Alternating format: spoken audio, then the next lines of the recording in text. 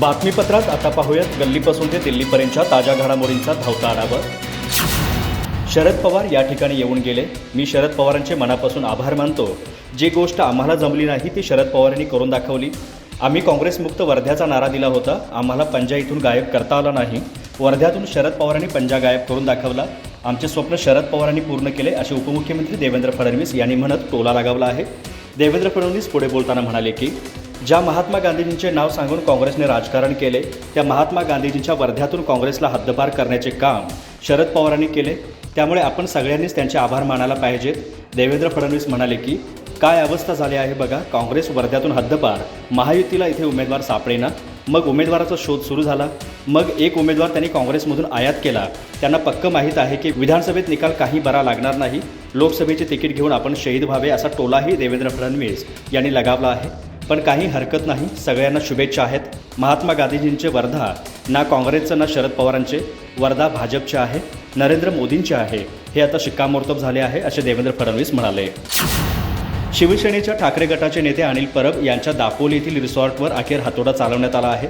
बेकायदा बांधकाम करून CRZ कायद्याचे उल्लंघन केल्याप्रकरणी ही कारवाई करण्यात येत आहे। अनिल परब यांचे दापोलीच्या मुरुड समुद्र किनाऱ्यावर साई रिसॉर्ट हॉटेल आहे। हे रिसॉर्ट बांधताना 200 मीटरच्या आत बांधकाम करून CRZ कायद्याचे उल्लंघन करून समुद्र गिळंकृत केला असा आरोप सोमय्या यांनी केला होता। या प्रकरणी अनिल परब व सदानंद कदम यांच्या विरोधात दापोली पोलीस ठाण्यात 14 नोव्हेंबर 2022 रोजी गुन्हा दाखल करण्यात आला होता। त्यानंतर आज अखेर या रिसॉर्टमध्ये पाडापाडी सुरू करण्यात आली आहे।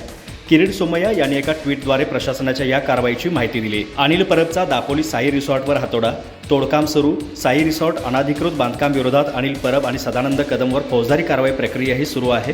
सध्या दोघे जामिनावर आहेत, हिसाब तो देना पडेगा असे ट्विट सोमय्या यांनी या प्रकरणी केले आहे।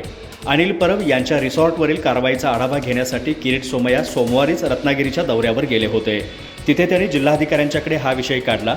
तसेच या प्रकरणी CRZ कायद्याचे उल्लंघन केल्याप्रकरणी तातडीने कारवाई करण्याची मागणीही केली। त्यानंतर 2च दिवसात ही कारवाई झाली आहे। सोमय्या यांनी या प्रकरणी जिल्हा पोलीस अधीक्षकांचीही भेट घेतली होती। साई रिसॉर्टचे बांधकाम करताना केवळ CRZ कायद्याचेच उल्लंघन झाले नाही तर मनी लॉन्ड्रिंगही झाल्याचा संशय आहे। या रिसॉर्टच्या बांधकामासाठी शासकीय अधिकाऱ्यांच्यावर दबाव टाकण्यात आला, अधिकाऱ्यांना अवैध परवानगी देण्यास भाग पाडण्यात आलं असा आरोपही सोमय्या यांनी या प्रकरणी केला होता। जळगावचा उमेदवार अद्याप जाहीर केलेला नाही। पक्षप्रमुख आज किंवा उद्या 2 दिवसात उमेदवार जाहीर करतील, त्यानंतर सर्वांना कळेल की जळगावची निवडणूक कोण लढणार। उन्मेष पाटलांच्या प्रवेशाने जळगावची शिवसेना मजबूतीने पुढे जाईल, त्यांची ताकद आणि शिवसेनेची ताकद एकत्र येईल आणि जळगावातून शिवसेनेचा खासदार लोकसभेवर निवडून जाईल असा विश्वास ठाकरे गटाचे नेते संजय राऊत यांनी व्यक्त केला आहे। भाजप आता काही दिवसांनी नारे देण्यासाठी शिल्लकही राहणार नाही। मोदीही अखंड हिंदुस्थानाचे नारे देत होते। पाकव्याप्त काश्मीर हिंदुस्थानात आणू, चीनला धडा शिकवू हे नारे दिले।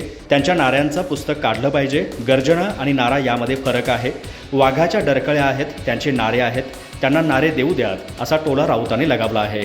संजय राऊत म्हणाले की भाजपचे जळगावचे विद्यमान खासदार उन्मेष पाटील त्यांच्या समर्थक आणि अनेक पदाधिकाऱ्यांसह ठाकरे गटात प्रवेश करणार आहेत। ही भाजपची पडझड नसून भाजपचा वृक्ष मुळापासून उखडणार आहे। त्यांची पक्षाची मुळे ED आणि CBIची आहेत। स्वतःला महावृक्ष समजणारा हा पक्ष मुळापासून कोसळणार आहे असे संजय राऊत म्हणाले। काँग्रेस नेते राहुल गांधी यांनी बुधवारी केरळमधील वायनाड मतदारसंघातून 2024च्या लोकसभा निवडणुकीसाठी उमेदवारी अर्ज दाखल केला। याआधी त्यांनी बहीण प्रियांका गांधी यांच्यासमवेत रोड शो केला। यावेळी राहुल गांधी यांनी परिसरातील जनतेला सांगितले की तुमचा खासदार होणे ही भाग्याची गोष्ट आहे। इंडियाचा भाग असलेल्या CPIचे अॅनी राजा वायनाडमधून राहुल गांधी यांच्या विरोधात निवडणूक लढवत आहेत। अॅनी राजा यांनीही बुधवारी रोड शो करून उमेदवारी अर्ज दाखल केला। त्याचवेळी भाजपने राहुल यांच्या विरोधात के सुरेंद्रन यांना मैदानात उतरवलं आहे। यासोबतच पक्षाचे 5 न्याय 25 गॅरंटी देशातील जनतेपर्यंत नेण्यासाठी काँग्रेसने घर घर गॅरंटी अभियान सुरू केलं आहे।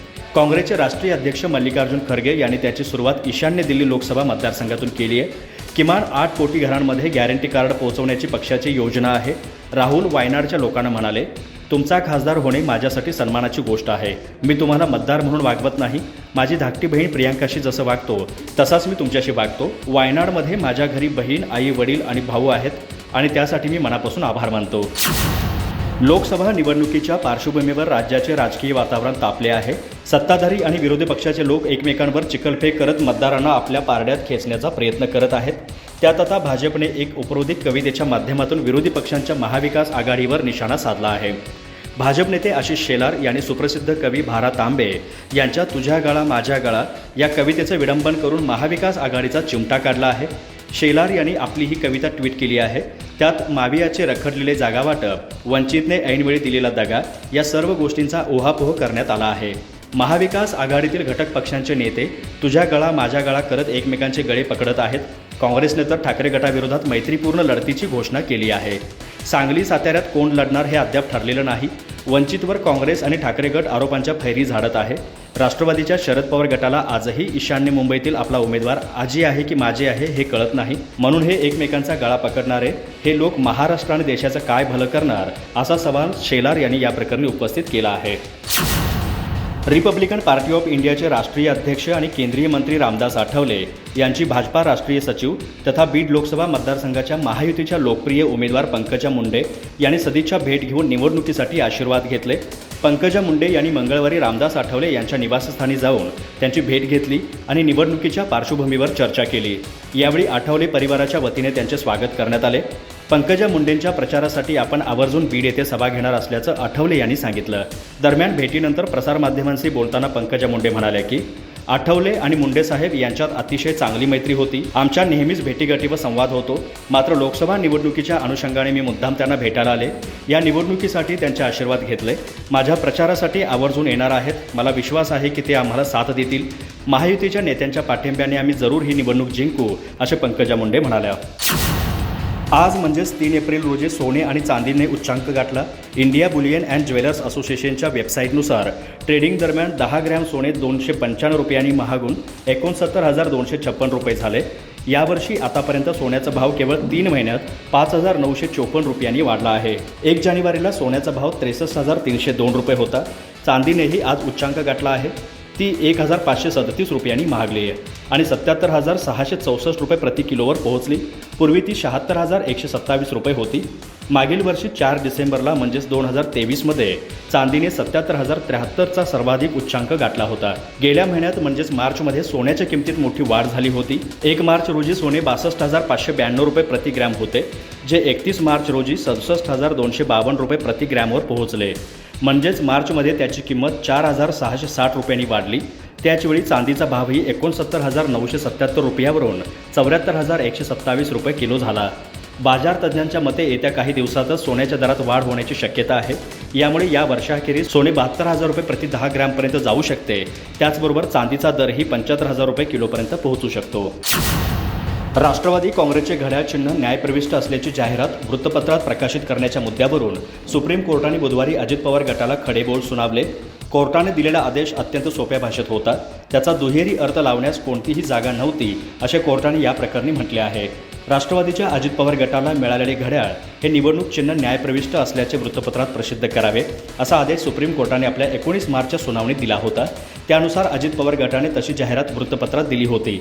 पण शरद पवार गटाने या जाहिरातीतील मजकुरावर आक्षेप घेत त्याला सुप्रीम कोर्टात आव्हान दिले होते. या प्रकरणी बुधवारी झालेल्या सुनावणीत कोर्टाने अजित पवार गटाला चांगलेच खडेबोल सुनावले.